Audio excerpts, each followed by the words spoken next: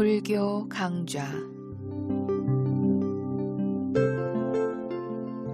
부처님의 향기를 느껴보는 이 시간, 한국명상원 묘원법사와 함께 12연기와 윗바사나 명상법에 대해서 배웁니다.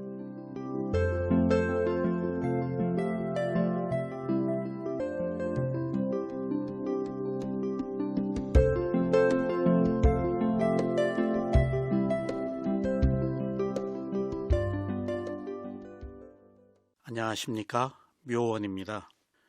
우리는 불확실한 삶을 살고 있습니다. 과거의 원인으로 현재가 있고 현재의 원인으로 미래가 있습니다. 원인이 있어서 결과가 있으므로 원인을 모르면 결과도 모릅니다.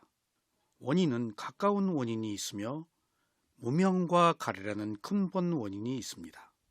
생각으로는 원인을 알 수가 없고 지혜가 나야 근본 원인을 알게 됩니다. 생각으로 원인을 알면 불선업으로 대처하여 악순환이 거듭됩니다.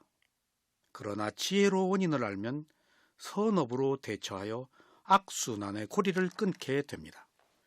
지혜가 없으면 원인과 결과를 몰라 불확실한 삶을 살게 됩니다.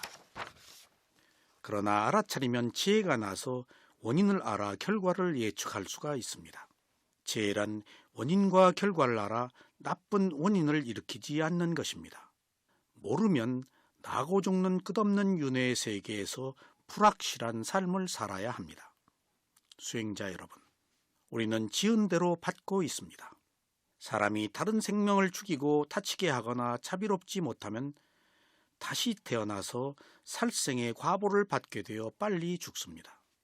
그러나 생명을 죽이지 않거나 살생을 하는 도구를 멀리하거나 자비롭고 동정심을 가졌으면 다시 태어나서 장수를 하게 됩니다.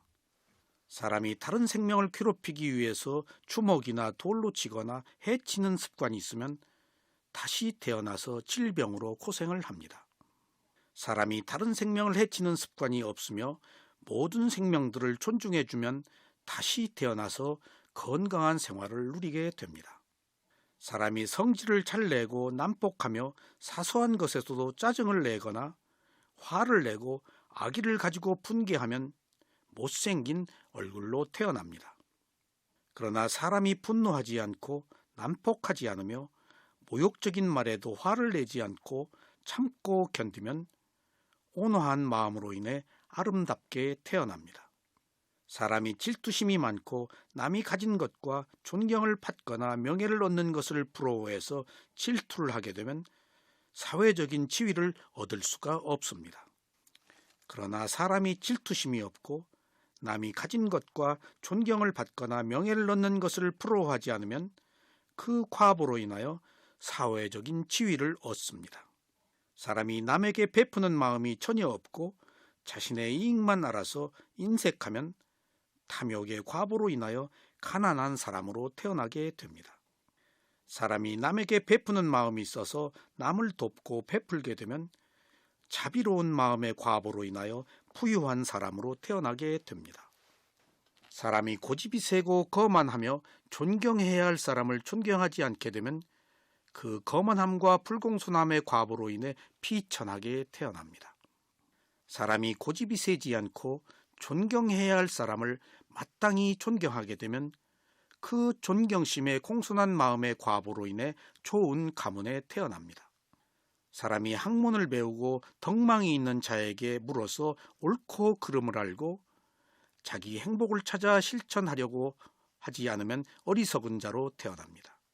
하지만 사람이 학문을 배우고 덕망이 있는 자에게 물어서 옳고 그름을 알고 자기 행복을 찾으려고 실천을 하게 되면 지혜로운 자로 태어나게 됩니다. 수행자 여러분, 오늘도 지난 시간에 이어서 교재에 어디서 와서 어디로 가는가 제9장을 계속해서 공부해 보시겠습니다. 자, 우리의 일상생활을 한번 살펴봅시다. 누가 어떤 것을 봅니다.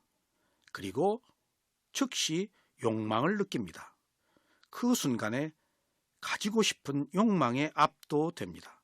그리하여 가지려고 애를 씁니다. 결국 그는 무엇인가를 얻게 되며 그것은 바로 연기에 따르자면 새로운 태어남입니다.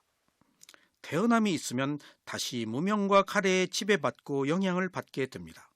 이렇듯 태어남은 한 일생의 태어남뿐 아니라 매 순간의 태어남도 있는 것입니다.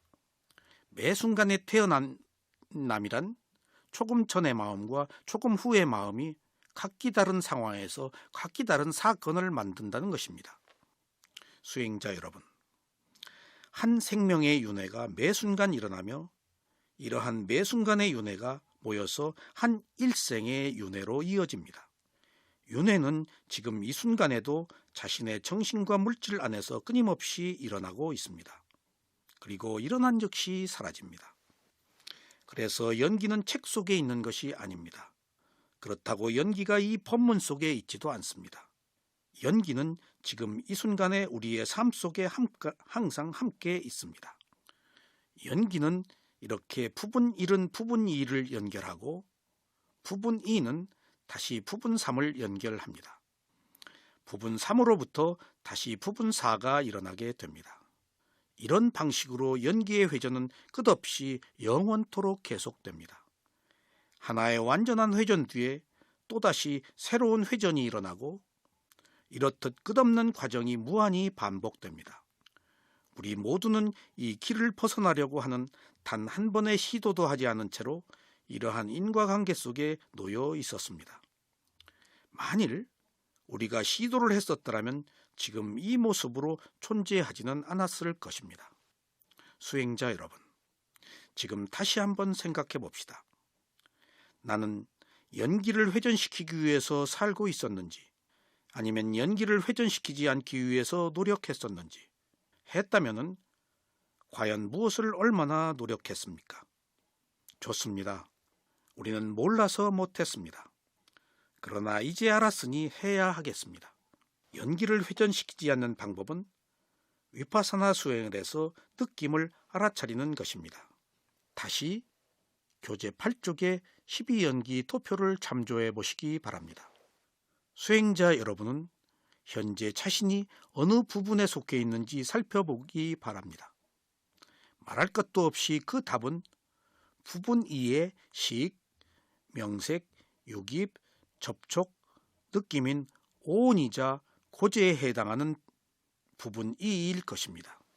과거 연속의 원인인 무명, 행, 가래, 집착, 업의 생성으로 인하여 현재의 결과의 연속인 오온이 일어났습니다. 그러므로 부분 1은 집제인 반면 부분 2는 고제이며 단지 이 두 개의 성제만이 계속됩니다. 12연기의 표면에는 집제와 고제밖에 없습니다. 한편 도제와 멸제는 보이지 않게 가려져 있습니다. 드러나 있지 않은 이 두 성제는 바른 길로 이끌어주는 믿을 만한 스승에게 가까이 가려고 스스로 노력을 하지 않는 한 우리로부터 멀리 떨어져 있습니다. 수행자 여러분, 집제와 고제는 세속의 진리입니다. 그리고 이것은 일어나는 연기입니다. 여기에는 사라지는 연기가 없습니다. 우리가 집제와 고제를 말할 때는 불교가 염세적이라고 비난을 받기도 합니다. 왜냐하면 항상 괴로움만 있다고 말하기 때문입니다. 그러나 부처님께서 멸제와 도제를 찾아내시어 괴로움으로부터의 탈출을 알려주셨습니다. 그래서 멸제와 도제는 출세간의 진리입니다. 그리고 이것은 일어나는 연기가 아니고 소멸하는 연기입니다. 소멸하는 연기가 출현함으로써 인간이 비로소 지고의 행복을 얻을 수 있게 된 것입니다. 그리고 멸제와 도제가 있음으로써 불교가 염세가 아니고 행복을 얻는 가장 균형된 가르침이 있다는 것을 여러분들이 아셔야 하겠습니다. 이제 수행자 여러분들은 이들 도제와 멸제의 두 출세간의 진리를 얻고자 하는 결심을 다지시기 바랍니다. 고 대장로 모곡사요도께서 하신 법문 속에 우리는 이런 결심을 다질 수가 있을 것입니다. 또한 올바른 길에 의한 청정인 위파사나 수행을 통하여 도제와 멸제를 깨달아 연기의 바퀴살, 바퀴태, 테두리, 축과 바퀴통을 부술 수 있기를 바랍니다. 또한 수행자 여러분들은 이 9장을 반복적으로 읽어서 연기법을 완전히 숙지할 수 있기를 바랍니다. 수행자 여러분, 연기는 끊임없이 반복됩니다. 이렇듯이 연기를 회전시키지 않는 방법에 대해서도 끊임없이 같은 말을 들어야 합니다. 그러니 12연기를 말할 때 계속 같은 이야기들이 되풀이 되는 것을 양해하여 주시기 바랍니다. 그렇습니다. 우리는 들어도 그것이 우리의 것이 아닙니다. 관념으로 듣기 때문입니다. 그러나 듣고 또 듣고를 거듭하다 보면 언젠가 그것이 실천적 수행을 통해서 지혜로 바뀔 것입니다. 좋은 일을 하면 좋은 것에 태어납니다. 그리고 행복합니다. 그러나 나쁜 일을 하면 나쁜 곳에 태어나고 불행합니다. 오늘 12연기를 말함에 있어 다시 한번 살생의 과보에 대해서 살펴보겠습니다. 모든 행위에 대한 원인으로 인해 결과가 뒤따르기 마련입니다. 그래서 살아있는 생명을 죽이는 것도 그에 따른 과보가 있습니다. 그러나 살생을 하는 것에도 여러 가지 상황이 참작됩니다. 어떤 조건 하에서 살생을 하였느냐에 따라서 과보도 다릅니다. 살생이란 마음과 몸이 있는 살아있는 생명을 죽일 때를 말하며 일반적으로 마음이 없는 식물을 해치는 것은 살생이 아닙니다. 예외적으로 비구의 계율을 받은 경우에는 식물에게조차도 위해를 가하는 것이 계율에 어긋나지만 일반적으로는 해당되지 않습니다.